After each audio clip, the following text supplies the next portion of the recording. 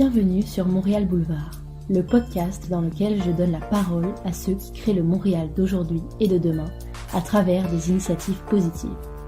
Aujourd'hui, je vous présente le deuxième épisode de la série Face à la crise, les entrepreneurs à contre-courant. Cette série est créée en collaboration avec La Piscine, un organisme à but non lucratif qui accompagne et accélère les entreprises dans les domaines de la culture et de la créativité à Montréal et au Québec. Au cours de cette série, plusieurs entrepreneurs dans les secteurs de la culture et de la créativité nous racontent comment ils se réinventent face à la crise que crée la Covid-19. Aujourd'hui, nous allons entendre Stéphane Laurin, directeur du développement des affaires chez TKNL, Marie-Claude Gervais, directrice de contenu, conception et chargée de projet numérique chez Iluxi, et Gonzalo Soldi, directeur de création chez Hub Studio. Mais avant ça, si ce n'est pas déjà fait, je vous invite à aller écouter le premier épisode de la série, dans lequel on peut entendre Philippe Lamarre, fondateur d'Urbania, Simon Saint-Germain, directeur communication marketing chez Pixmob, et Frédéric Ouattaré, directeur général chez Madame. Bonne écoute!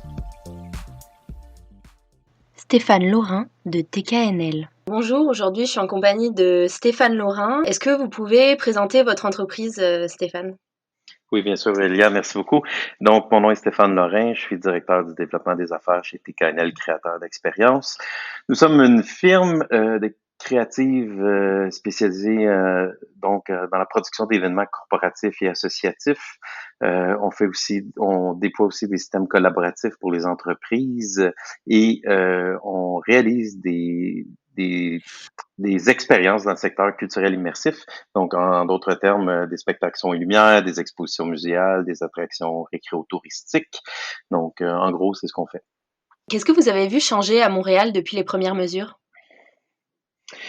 C'est certain que notre univers a été chamboulé de façon assez drastique. C'est assez unilatéral pour toutes les sociétés québécoises. Donc, le segment de nos activités qui a été touché de façon plus drastique en premier, là, ça a été la production événementielle, évidemment. On a vu en quelques jours, voire une semaine, pas presque, la totalité de nos événements reportés ou annulés. Donc, les événements d'ici juin ont complètement été décalés ou annulés complètement. Donc, c'est sûr que ça, c'est un dur coup. C'est assez, ça s'applique à toute l'industrie. Au niveau des systèmes collaboratifs, donc tout ce ça se rattache à l'univers de la construction. Évidemment, ça l'a suivi une semaine plus tard quand les chantiers ont été fermés. On a eu le contre-coup. Donc, évidemment, ce secteur-là a dû aussi être mis en pause temporairement parce qu'on n'a plus accès au site d'installation. Fort heureusement, on a aussi le secteur culturel immersif qui continue. Évidemment, les équipes sont en télétravail, mais on est dans la production de plusieurs spectacles et plusieurs expositions. Il y a beaucoup de travail qui doit être fait en amont dans ce type de projet-là. Fait que c'est ce qui nous sauve. On est vraiment heureux de pouvoir continuer ces axes-là de nos activités. Marie-Claude Gervais de Iluxi. Mon nom est Marie-Claude Gervais. L'entreprise est Iluxi, une boîte qui est spécialisée dans la création et la production de formations en ligne destinées aux entreprises, aux gestionnaires et sur différents enjeux de gestion. Actuellement, la crise qui nous touche, qu'est-ce que ça change concrètement à votre activité? Ça change tout. Ça change tout parce que nos formations sont diffusées en ligne, mais sont surtout diffusées devant des groupes. Donc, à partir du moment où ils ont interdit les groupes, tous nos mandats sont tombés, ont été annulés. Donc, plusieurs dizaines, voire centaines de milliers de dollars qui ont été annulés. Les gens ont reporté, mais reporté à quand, on n'en sait rien. Et reporté aussi dans un agenda à l'automne qui était déjà prévu.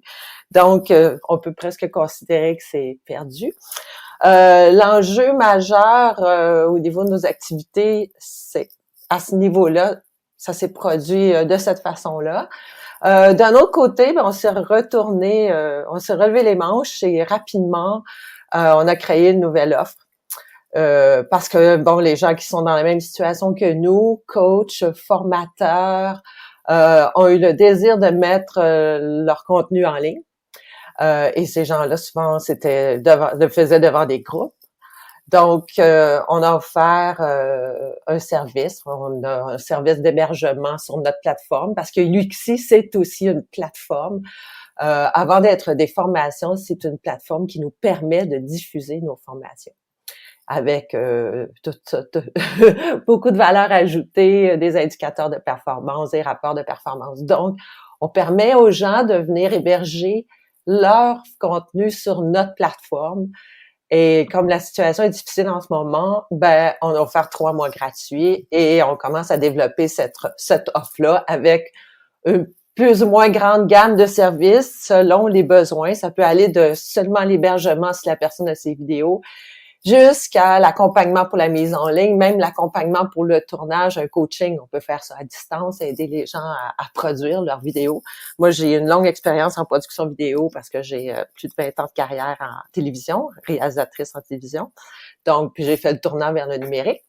Mais on a regardé quelles étaient toutes nos compétences, travailler sur nos forces et créer essayer de créer une nouvelle offre pendant cette crise-là. Et peut-être que cette offre-là, et pas peut-être, sûrement que cette offre-là, on va la bonifier avec les semaines et inventer de nouvelles choses. On a créé aussi des webinaires gratuits, un par jour sur les outils pour travailler, faire du télétravail, différents outils qui aident les équipes, les chargés de projet, qui peuvent favoriser une meilleure communication, rester en contact. C'est super important de rester en contact.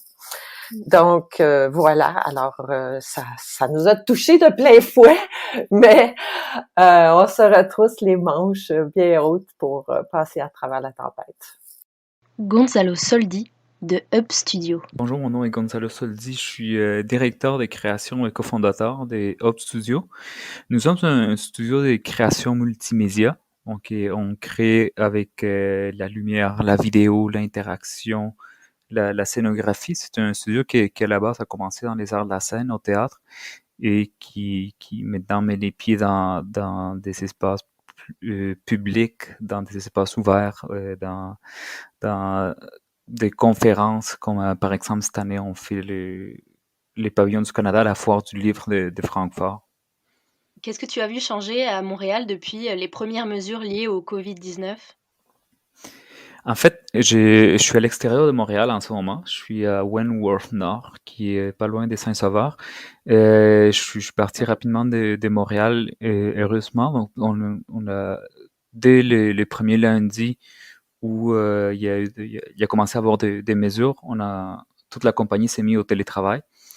Donc, moi, je travaille à partir d'ici depuis 2 semaines et je vois beaucoup de changements, beaucoup d'initiatives en fait. Nous, on avait une initiative avec quelques entrepreneurs pour faire quelque chose qui pourrait ressembler à un off South by Southwest. Donc, quand on a appris que le festival au Texas allait être annulé, ou était annulé plutôt, on a décidé de créer nous un événement à Montréal. Et évidemment, pour comment la situation a évolué, on a rapidement annulé et ça s'est tourné dans un rassemblement d'entrepreneurs qui cherchent encore à voir comment qu'on peut être pertinent dans ce qu'on fait, comment qu'on peut collaborer, même si beaucoup de nos projets tombent à l'eau ou sont reportés ou sont annulés, comment qu'on peut continuer à faire quelque chose pour notre communauté, autant notre communauté, notre industrie, les gens autour de nous qui ont moins de moyens, autant moins des moyens économiques que des moyens psychologiques pour faire face à cette crise-là. Mais sinon, pour mieux répondre à ta question, je vois beaucoup d'appui, beaucoup de support à Montréal. Je suis surtout par les réseaux sociaux. Je vois aussi beaucoup de panique chez les gens. Je vois beaucoup de stress. Je pense que c'est l'être humain qui est poussé à l'extrême finalement. C'est les gens qui sont un petit peu stressés de nature deviennent très très stressés. Les gens qui sont plus calmes et sont plus solidaires deviennent très très solidaires et ils veulent faire des choses. Ils veulent porter des actions concrètes. Donc, je pense que c'est une situation qui nous met tous à l'épreuve et ça se voit très clairement par les réseaux sociaux ou même quand on va à l'épicerie ou quand on va faire quand on a n'importe quel contact avec d'autres êtres humains. Stéphane Laurin de TKNL. Est-ce que vous avez mis en place des nouvelles actions, des nouvelles activités, liées justement à cette contrainte, du confinement? Oui, effectivement. Je veux dire, c'est dans notre ADN l'adaptabilité fait partie de nos forces en tant qu'entreprise. Bon, évidemment, il y a plusieurs membres de l'équipe qui ont temporairement été mis au chômage temporaire. Malheureusement, c'est le cas de plusieurs acteurs de l'industrie. Puis notre mission, c'est de les ramener le plus rapidement possible avec nous. Puis à travers ça aussi, c'est de faire vivre notre ADN. Là. Notre ADN, nous autres, c'est de rassembler les gens, de leur offrir des solutions de communication, puis de leur permettre de garder le contact avec leurs équipes. Fait que c'est un défi pour nous, c'est un défi pour tout le monde. Donc, on s'est donné rapidement comme mission de trouver des idées créatives pour permettre aux entreprises de rester en contact, ce qui a donné naissance à TKNL Studio. En temps de crise, c'est assez fascinant à quel point une équipe mobilisée peut réagir rapidement. On a fait un brainstorm le vendredi pour analyser les besoins de nos clients, comment on pouvait les aider, comment on pouvait apporter des solutions. Puis dès le mercredi, TKNL Studio était ouvert. Donc TKNL Studio permet à ces entreprises-là de garder le contact avec leurs gens de façon un peu plus créative et chaleureuse que dans un webcast traditionnel. Puis avec un niveau d'interactivité qu'on se donne comme mission d'augmenter le niveau d'interactivité au maximum. Donc, on est assez fiers de cette initiative-là. Conjointement à ça, on a aussi lancé TKNL Station, qui est une trousse de audio et vidéoconférences de très haute qualité, qui est contenue dans une simple mallette et qui nous permettait de déployer rapidement chez nos clients une solution de secours pour garder le contact avec leurs gens sans que nos équipes aient à se déplacer dans les locaux. Donc, ces deux mesures-là ont été mises en place très, très rapidement grâce à nos équipes qui sont, encore une fois, d'une mobilisation incroyable. Puis on est vraiment, vraiment, vraiment fiers de ça. Puis comme quoi, dans toute crise, il y a toujours des beaux aspects qui peuvent ressortir. Là. Puis ça, c'en est un bel aspect. Malheureusement, TKNL Studio a dû temporairement fermer ses portes suite à la dernière mesure qui a été fermeture complète de tout lieu de rassemblement. Donc, on continue sur l'aspect virtuel et on se prépare vraiment avec beaucoup d'ardeur à la reprise des choses parce que pour nous, TKNL Studio, c'est pas juste une solution de mesure temporaire, c'est un nouveau produit. On voit un peu la crise comme un accélérateur de changement. Puis dans le volet événementiel de nos activités, TKNL Studio en est le plus bel exemple. Et justement, comment on peut retrouver cette plateforme, en ligne, dont vous parliez? Présentement, vous pouvez aller tout simplement sur tkanel.com. Donc, présentement, notre nouvelle page d'accueil n'est dédiée qu'à TKNL Studio et TKNL Station. Évidemment, il va y avoir un lancement. Bon, on s'est fait couper un peu l'herbe sous le pied. On avait une diffusion live prévue pour faire une démonstration de ce qui peut apporter TKNL Studio, donc qui était prévu le jeudi, juste avant le shutdown complet. Donc, évidemment, qui n'a pas eu lieu. Mais je peux vous garantir que dès que nous allons avoir accès aux locaux de façon sécuritaire, on va faire un événement live où on va inviter tout le monde, en fait, à y assister pour vraiment réaliser ce qu'on peut faire avec cet outil merveilleux-là. Il faut comprendre que le studio a été aussi monté en fonction de la crise, donc tout le parcours d'un visiteur a été monté pour être 100% sécuritaire et éviter les contacts entre les équipes et les visiteurs. Donc, il y a tout un parcours qui a été élaboré avec des distanciations prévues, une procédure de désinfection, etc., etc. Ce qui nous permet de croire qu'on va être parmi les premiers à pouvoir reprendre nos activités quand le confinement total sera terminé. Mm-hmm. Donc finalement, ça a accéléré la réinvention de votre activité finalement, Absolument, absolument. Mm-hmm. C'est certain parce que, je veux dire, déjà, on est en mode innovation, on se réinvente sur une base régulière, constamment. Par contre, en période de crise comme ça, ben, tout le monde se trouve une nouvelle énergie. Hein. Je reviens là-dessus. Il y a beaucoup d'aspects difficiles dans une crise comme ça, mais il y a aussi certains aspects très constructifs et positifs.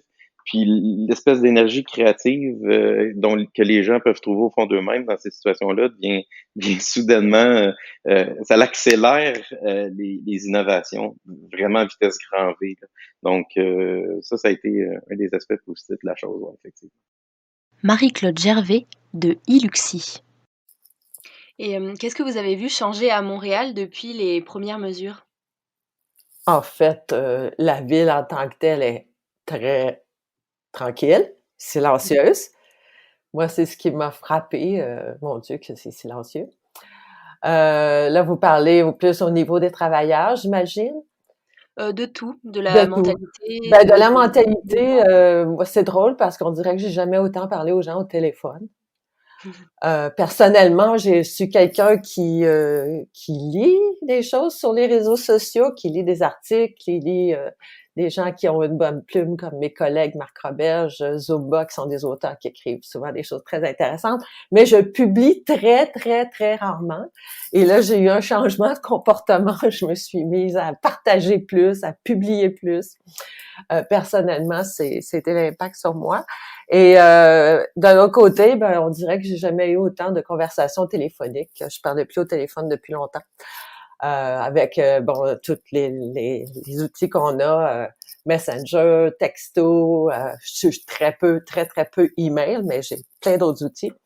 Et là, soudainement, je pense qu'on a besoin d'entendre la voix de nos proches et des gens qu'on aime. Donc, je pense que j'ai jamais autant parlé au téléphone le soir pour prendre des nouvelles de mes amis et même faire des petits 5 à 7 virtuels sur Zoom, dont on en a un ce soir, parce que nous, on a eu des coupures de personnel. On est obligé, chez Elixir, de faire des coupures de personnel. Donc, on s'est dit qu'à 5 heures, on se ferait un petit 5 à 7 pour essayer de quand même garder le moral à travers tout ça. Mmh. Et comment ça se passe justement l'organisation à distance avec les collaborateurs? Ben, nous, on a l'habitude, hein, on a l'habitude de travailler. Moi, j'ai une longue carrière de travailleur autonome, donc on est très, très habitués de travailler à distance. Donc ça n'a pas changé grand-chose. Peut-être qu'il y a 2 personnes qui ont moins l'habitude, qu'eux ont dû s'adapter rapidement, mais ça se passe très bien. Nous, on a un rituel. On a un rituel qu'on fait chez Luxi tous les jours. C'est un stand-up meeting. Le matin à 9 heures, quand on était au bureau, on arrête de travailler, on se réunit et on dit c'est quoi notre reconnaissance. Ça peut être quelque chose de la veille, ça peut être au travail, dans notre vie privée. Et on dit c'est quoi notre priorité, donc de la journée. Donc, ça permet à toute l'équipe de savoir un peu ce qui se passe, ce que chacun fait, puis ce que chacun vit aussi. C'est pas long, ça dure 10 minutes. Et on a continué ce rituel-là tous les matins à 9 heures. On se met sur Zoom et on prend nos nouvelles. Donc, on garde ce lien toujours.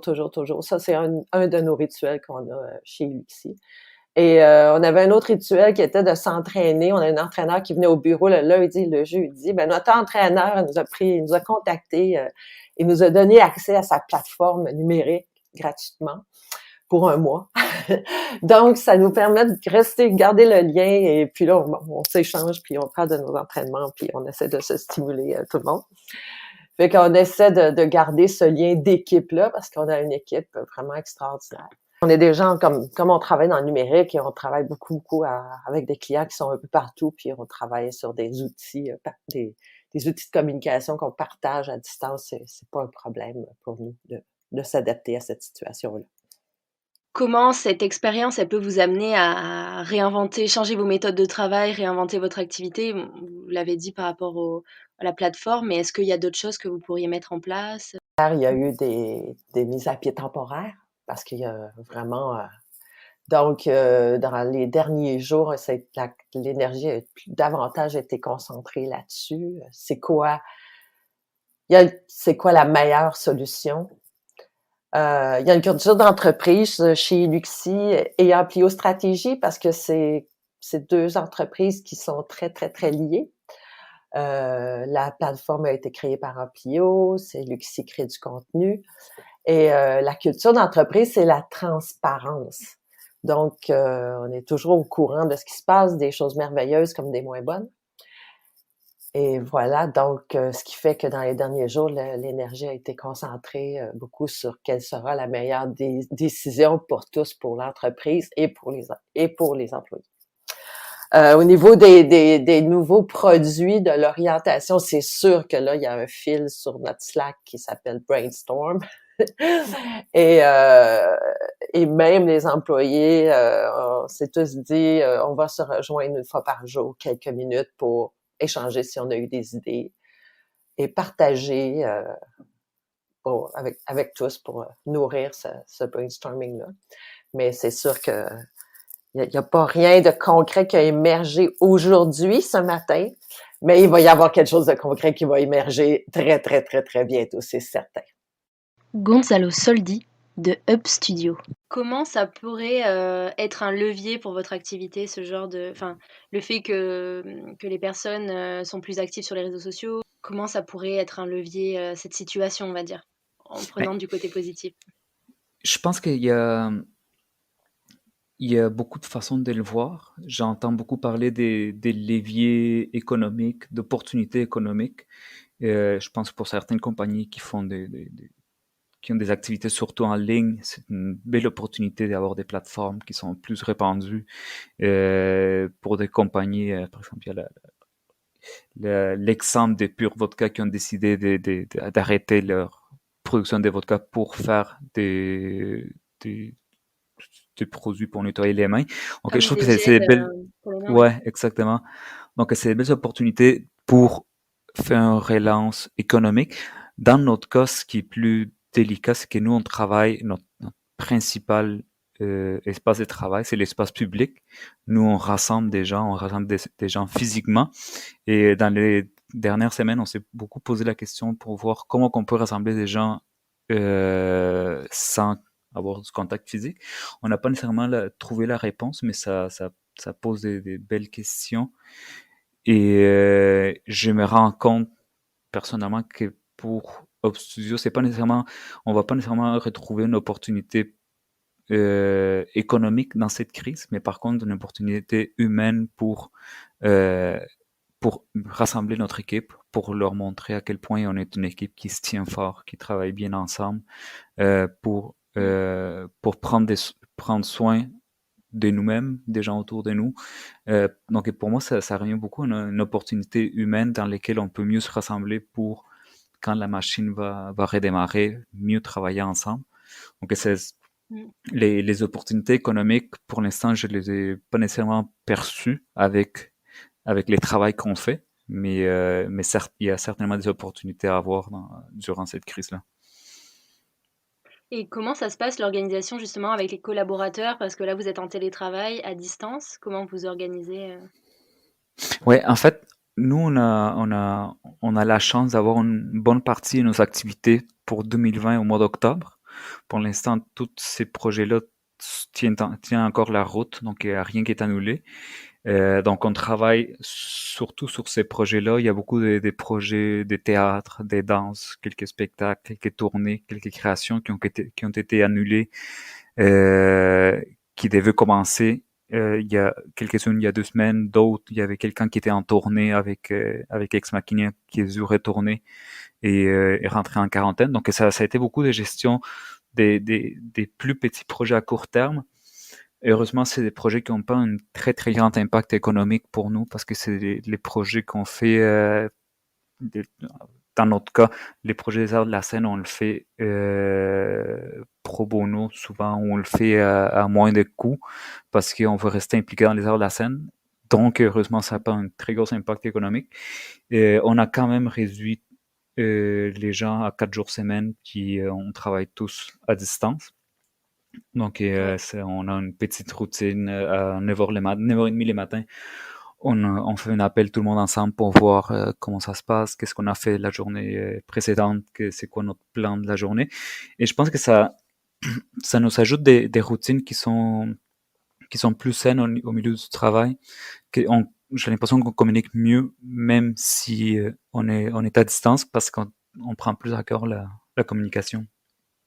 Oui, oui, parce que du coup, ça devient quand même un sujet central à distance, la communication. Ouais, absolument. Et avec les clients, comment ça se passe? Mais pour l'instant, Les les collaborateurs. clients, une bonne partie de notre client, c'est le gouvernement pour la foire du livre de Francfort. Donc, c'est un peu la même situation pour eux, sont tous à distance. Tout roule un peu au ralenti, mais tout continue à rouler, ce qui est une bonne nouvelle. Et quant à moi, ça remet aussi en question la vitesse à laquelle on travaille normalement et à la vitesse à laquelle on devrait travailler. Je pense que moi, je me pose beaucoup de questions sur la façon dont on fait les choses, puis comment qu'on pourrait mieux le faire, quels apprentissages on pourrait garder de cette crise-là. Mais côté relation avec les clients, on garde les mêmes relations qu'on avait. En fait, ce qui a changé, c'est que les rencontres se font virtuellement avec les problématiques qu'il peut y avoir avec des dialogues à distance et les mauvaises connexions ou les gens qui se déconnectent, puis se reconnectent. Ça implique beaucoup de patience, mais ça change pas grand-chose dans la façon dont on travaille, qui est la relation client qu'on avait. Stéphane Laurin de TKNL. Comment ça se passe l'organisation à distance avec les collaborateurs? Dans notre cas, ça a été relativement simple. Ce qui est le plus difficile, c'est plus de faire vivre l'ADN, de faire vivre les valeurs de l'entreprise et de maintenir, de s'assurer que chacun garde le moral et le focus.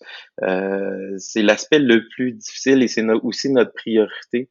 Par contre, pour ce qui est du télétravail, donc les gens qui sont toujours en poste et actifs, c'est relativement simple parce ça fait plusieurs années qu'on est déjà complètement web-based, donc dans le cloud pour nos activités. Donc, personne ne travaille de façon locale. On est déjà tout centralisé sur Google, sur Drive, donc on a multiples plateformes où tout est centralisé. Fait que pour nous, l'adaptation a été relativement simple de ce côté-là. Maintenant, nos énergies, on prêche, on applique ce qu'on prêche, donc on essaie de faire vivre l'ADN de l'entreprise à travers les plateformes auxquelles on a accès actuellement. Puis dès que TKNL Studio va pouvoir réouvrir, on va s'en servir à cœur joie là, pour maintenir le lien avec nos employés puis nos équipes parce que c'est définitivement plus efficace comme outil. Donc pour le moment, on a des plateformes un peu comme Facebook, on a Workplace à l'interne où on essaie aussi de faire vivre le côté social, évidemment, là, de l'entreprise, donc où tout le monde s'implique, tout le monde poste un peu ce qui advient d'eux, les idées créatives qu'ils ont. Donc, ce partage-là devient excessivement important, particulièrement par les temps qui courent. Dans quel état d'esprit êtes-vous aujourd'hui? Je dirais que c'est un peu comme tout le monde de l'équipe, on vit des hauts et des bas. Hein. Je ne ferais pas à croire qu'on est toujours optimiste et positif à 100%.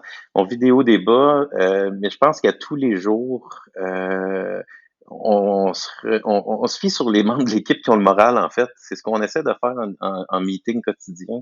C'est de dire, bon, qui est plus en forme aujourd'hui? Parfait, on vous laisse la place, puis aidez-nous à... Donc, on s'aide mutuellement. C'est beaucoup au niveau de la solidarité que ça se passe. Hein? Donc, c'est impossible que tout le monde soit 100% du temps super positif.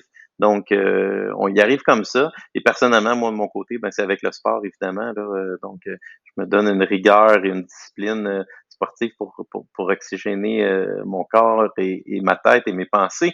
Donc, puis beaucoup, encore une fois, dans la solidarité, dans le partage, c'est là qu'on peut arriver à garder le focus. Là, fait qu'avec des touch base quotidiens, des meetings qu'on appelle, nous, des stand-up meetings, des meetings très, très courts dans lesquels on se donne des objectifs pour la journée, puis on donne des nouvelles aux partenaires de ce qu'on a accompli depuis hier. Puis aussi à travers des meetings un petit peu plus étoffés où on peut échanger sur différents volets, on se donne un ordre du jour, puis il y a toujours un volet plus humain, puis des volets plus structurés au niveau travail. Là, donc c'est notre façon à nous de se maintenir dans le flow. Ça rejoint un petit peu ce que vous venez de dire, mais de manière plus générale, c'est quoi vos conseils aux auditeurs et aux chefs d'entreprise qui nous écoutent pour rester motivés? Ben, c'est un petit peu tout. Je veux dire, chacun a sa recette, puis j'ai pas la prétention qu'on ait la meilleure. Mais ce que je serais porté à dire, c'est il faut pas rester attaché à nos vieux paradigmes, à nos vieilles façons de penser, aux façons usuelles de faire les choses. Je pense qu'à toutes les semaines, en comité de gestion, nous, on s'est passé le commentaire, on dirait, puis la même chose au niveau de l'équipe de production. On a l'impression qu'à toutes les semaines, on doit changer notre façon de collaborer parce que les besoins et les objectifs changent de semaine en semaine. Donc, l'adaptabilité, c'est le mot d'ordre. Le plan de match qu'on s'est fait il y a 2 semaines, c'est plus du tout le même aujourd'hui. Et ce sera probablement pas le même dans 2 semaines. Mais tant on se garde edgy, si on veut, on se garde sur la pointe des pieds, puis qu'on se permette de changer nos formules à tous les jours, nos formules d'interaction, nos façons de penser. Mais tant qu'on se permet ça, ben, on continue d'avancer, tu sais. Puis on connaît pas le dénouement, personne connaît le dénouement, mais ce qu'on est certain, par exemple, c'est qu'en adaptant cette approche-là, on va probablement mieux s'en tirer puis aller pas mal plus loin qu'en restant figé, là. Marie-Claude Gervais de Iluxi. Dans quel état d'esprit vous êtes aujourd'hui? Ben, l'état d'esprit, c'est sûr que c'est un choc, puis c'est très, très, très difficile pour les entrepreneurs.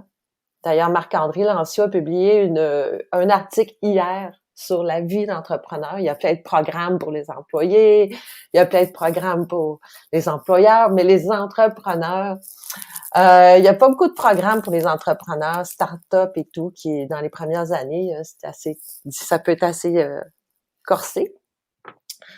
Donc, je pense que c'est difficile. C'est très, très difficile d'avoir travaillé pendant 1 an et demi très, très, très, très fort et à cause d'une raison dont on n'a absolument aucun contrôle. C'est une situation avec laquelle on n'a absolument aucun contrôle. Ben, tout ce travail-là est très, très bousculé et mis en danger. Fait que c'est certain que c'est difficile. Mais bon, la vie continue. Puis c'est un peu le monde entier qui est dans la même situation. Oui, c'est sûr que si on est tout seul, isolé, voilà, mais là, tout le monde personne n'a de contrôle en fait dessus. C'est ça, exactement. Et nous, ben, l'énergie, elle a été concentrée en ce moment sur les ventes parce que puis de rester en vie dans l'esprit des gens. Donc c'est pour ça qu'il y a eu des mises à pied temporaires qui ont été faites, mais ils ont gardé l'équipe de vente parce que c'est important pour le après, être capable de rester dans la tête des gens avec nos stratégies et avec auprès de nos clients, pas briser ce fil-là qui a été tissé avec beaucoup de travail puis beaucoup d'énergie. Et enfin, c'est quoi vos conseils pour nos auditeurs, pour les entrepreneurs qui nous écoutent, pour rester motivés? Je pense qu'il ne faut pas arrêter, il faut se concentrer sur des priorités. C'est très, très déstabilisant, mais il y a quand même des focus à avoir. C'est dur pour tout le monde, hein. On s'entend, les cash flows, l'argent, les revenus, nos clients. Nous, on n'a plus accès à nos clients parce qu'ils sont fermés. Donc, il faut pas arrêter. Il faut pas arrêter. Il faut continuer à rester dans la tête des gens, mais à vraiment avoir vraiment en tête des priorités parce que c'est facile je pense, de s'éparpiller et d'avoir cette espèce d'instinct de survie qui fait que parfois on peut avoir envie de sauter sur tous les sujets qui se présentent, toutes les petites opportunités qui se présentent, vraiment garder le focus, puis de rester focusé sur des priorités et de voir dans cette situation-là quel aspect peut être un élément positif dans son entreprise et travailler là-dessus pour peut-être créer une autre proposition de valeur à son offre actuelle ou son offre futur à développer en devenir. Gonzalo Soldi de Hub Studio. Je dirais que ça change de jour en jour. Puis au niveau de la compagnie, c'est important de rester positif, surtout dans les fondateurs, les directeurs, parce qu'on est un exemple pour les employés, pour l'équipe. Mais c'est certainement pas toujours facile. On fait face à beaucoup d'incertitudes. Et bien que la crise nous a pas encore touché très fort économiquement parce que, comme je disais, nos contrats ils sont plus tard dans l'année. Si jamais ça se rallonge, ça va nous forcer à prendre des décisions très complexes. Donc pour l'instant, je dirais que oui, on est plutôt calme, puis on essaie de voir les positifs derrière ça. moi, personnellement, j'essaie de voir beaucoup le côté humain derrière cette crise-là, mais ça reste que j'ai l'impression que la seule façon de continuer, de passer au travers, c'est de voir le côté positif, parce que il y en a beaucoup. Il y a beaucoup de solidarité, je pense, et pas juste au Québec, mais à travers le monde. Il y a beaucoup d'entraide comme il n'y a peut-être jamais eu. Je pense que c'est le mauvais côté d'une crise, c'est que ça rassemble les gens et on dit arrêtons les armes, on va se concentrer à battre notre plus grand ennemi qui en ce moment est ces virus-là. Donc, moi, je vois beaucoup de positifs et je vois aussi que si on garde ces apprentissages-là pour le futur, une fois qu'on sera sorti, on va être plus fort, on va être mieux, on va travailler mieux ensemble. Mais c'est les dangers d'une après-crise, c'est que qu'on se tire toute la couverture de notre bord pour répartir notre économie. J'ai hâte de voir à quoi ça va ressembler, mais pour l'instant, moi, je vois que ça amène beaucoup de positifs malgré le stress, malgré la panique, malgré l'état psychologique et mental dans lequel on se trouve. C'est quoi tes conseils pour nos auditeurs, pour les entrepreneurs qui écoutent, pour rester motivés? Mes conseils, moi je pense que c'est important de prendre le temps pour se recentrer, prendre le temps pour comprendre comment on peut contribuer dans ce qu'on fait, contribuer à quelque chose de plus grand que nous. Souvent, les entrepreneurs, on est très centrés sur notre mandat, notre client, la vente qui va faire en sorte que la compagnie va répartir. Et ça nous est souvent arrivé de perdre la vision globale de qu'est-ce qu'on a amené dans ce monde. Et j'ai l'impression que c'est un beau moment pour se poser des questions. Et c'est un moment complexe pour se poser des questions parce que les réponses sont pas nécessairement certaines. Mais ce moment pour se rapprocher de ses employés, se rapprocher de ses collaborateurs, se rapprocher de sa famille, même si on est à distance, je pense que c'est ces échanges qu'on peut avoir et ne pas hésiter à poser des questions qu'en temps normal auraient l'air aurait pas trop de sens à poser à quelqu'un qui est un client, mais je pense que c'est les moments de se rapprocher humainement des gens qui sont dans la plupart dans la même situation que nous, sont tous enfermés chez soi, puis on est pas mal tous dans la même situation, donc ça nous met tous à peu près dans le même état et dans la même fragilité pour pouvoir connecter avec des personnes qui autrement on le faisait juste de façon professionnelle. Merci à Léa, Camille et Anaïs de m'avoir permis cette collaboration avec la piscine. Cet épisode vous a plu ? Retrouvez le suivant la semaine prochaine avec de nouveaux entrepreneurs. Retrouvez Montréal Boulevard sur Instagram, Facebook et LinkedIn. Si cet épisode vous a plu, allez mettre 5 étoiles sur iTunes ou sur votre application de podcast préférée. Ça me fait très plaisir.